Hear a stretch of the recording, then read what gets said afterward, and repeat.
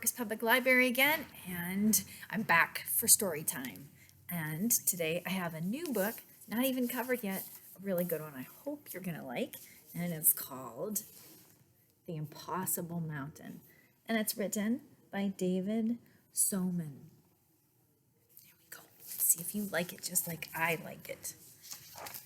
And if you can remember, after our long break, that this book was published by Little Brown and Company. So, do you remember what we used to do? Do you remember? A couple of you. We thank Little Brown and Company for letting us read it here today for you virtually. Let's see what we have. In a village sheltered by a high, heavy wall, Anna grew up like a wildflower between the stones. She and her little brother Finn had always been told that the wall kept them safe from a scary, unknown world.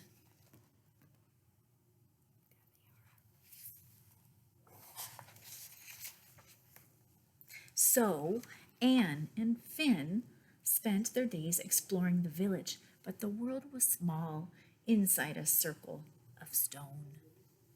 See what they have. Then one day, they climbed the wall, and from there they could see, spread below, the whole village, bigger than they could stretch their arms. But when they turned around, "Wow," said Anne. "Wow," said Finn. And after that, the mountain was always in Anna's thoughts, a song she couldn't stop hearing. And as time passed, the song grew stronger and clearer. It was a song about the world outside the village walls, a song about the mountain, a song about what might lie beyond it.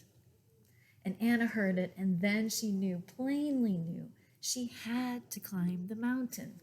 She had to see the world, and so she thought, should Finn.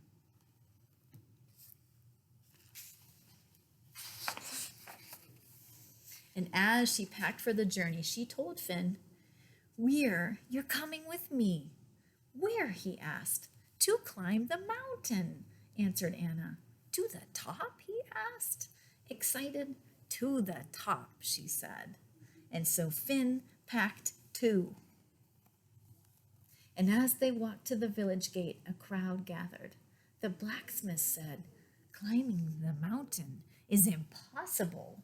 You'll never get past the river." "I can," said Anna. "The mountain is too big," said a mean boy. "You're not brave enough to climb the cliffs." "I am," said Anna. "And don't forget about the great and terrible bear," called the baker. "I'm not scared," said Anna. "Me neither," said Finn, and together they walked past the crowd and through the gate.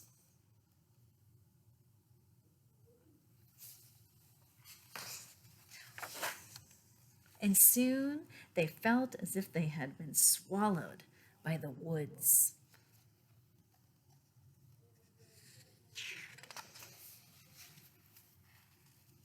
There was no path, but as long as they were going up, it seemed like the right way to go.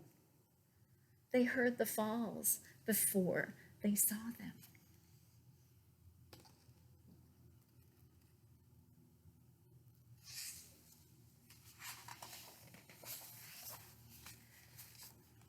And the river thundered and poured past them, beautiful and frightening.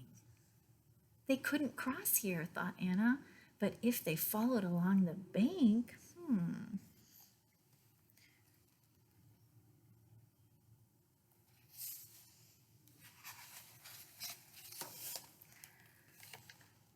The stones stood in the water like a parade of turtles. "If we hopped," said Anna. "I'm a good hopper," said Finn. "Let's go then," said Anna. The stones were wet and slippery, and the last one was far from the shore. "I'm not sure," said Finn. "I'll catch you," called Anna, and she did. Thrilled and a little relieved, they took a break by the water.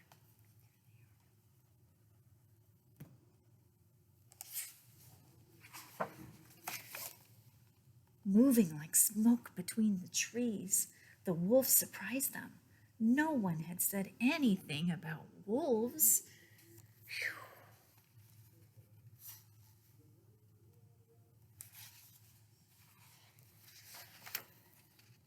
"I'll protect you," said Finn. "Not like that," said Anna, frightened. "Like this." And the wolves fled back into the woods. The woods behind them, they came upon a wild orchard, shining, buzzing, wild bees and butterflies. "Apples," cried Finn.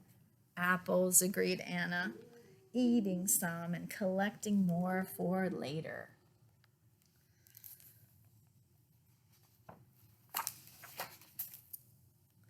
The climb grew harder, and Anna was never entirely sure of the way. Sometimes the mountain seemed to show them, sometimes it did not. Can you see how the mountain is showing them in that photo?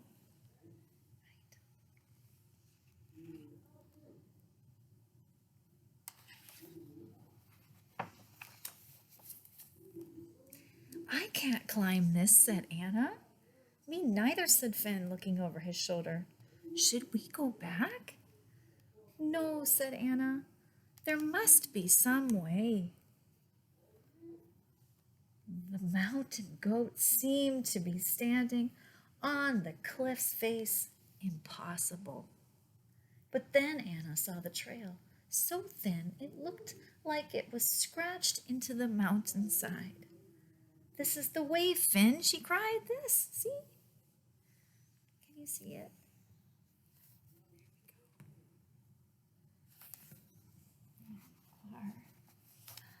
Carefully, they inched along to the sound of the small pebbles they dislodged bouncing down, lost below.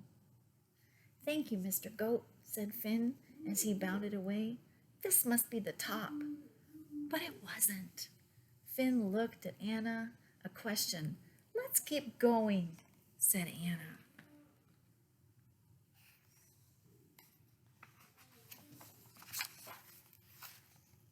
And when the snow began, the flakes spun in the air, and soon it became hard to see, and then hard to walk.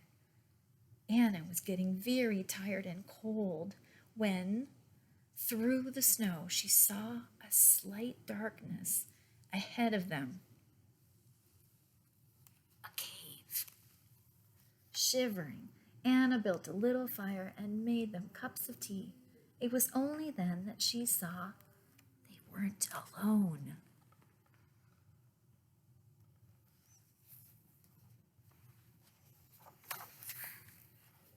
"Anna," whispered Finn, "it's the great and terrible bear."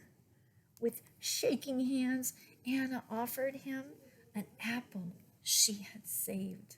The bear sniffed it, and in one motion, it was gone.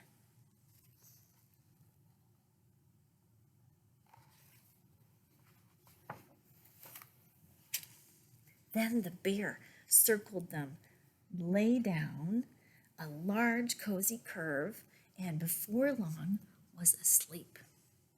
And soon so were Anna and Finn. And when the sun peeked through the entrance, they all awoke. The snow had piled up, almost covering the cave's mouth.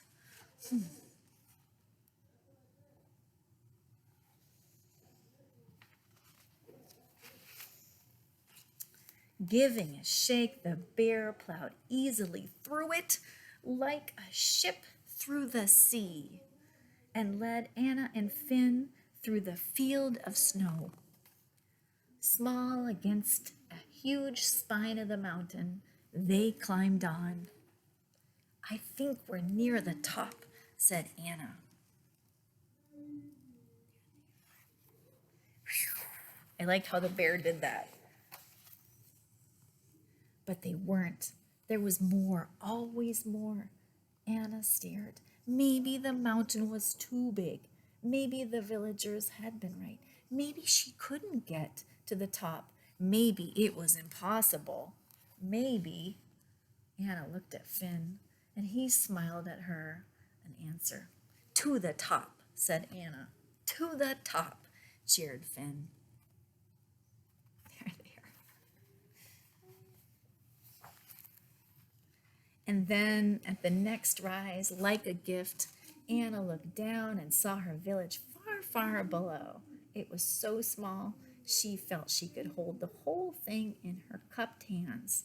She thought she could even see the villagers, tiny moving dots, going about their day. Together, they climbed up through the swirling clouds to the top of the mountain. "Anna, look," said Finn.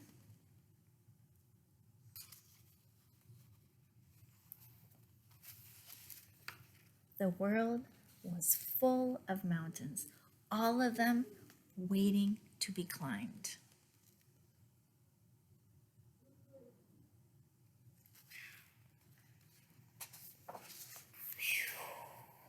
And then in the very back, looks like they're coming back. There they go. I like the way the last one part of it ended with all the mountains. Do you think Anna and Finn are going to climb those mountains someday? What do you think? People will say it's impossible, but I think they'll do it. I think they'll do whatever they set out to do. So I hope you like that story like I like that story. We'll be here on Saturdays again in the library for in-person story time. If you like that book, we'll have another one for you next week. And I hope you all have a good and maybe even impossible weekend. We'll see you next week. Bye-bye.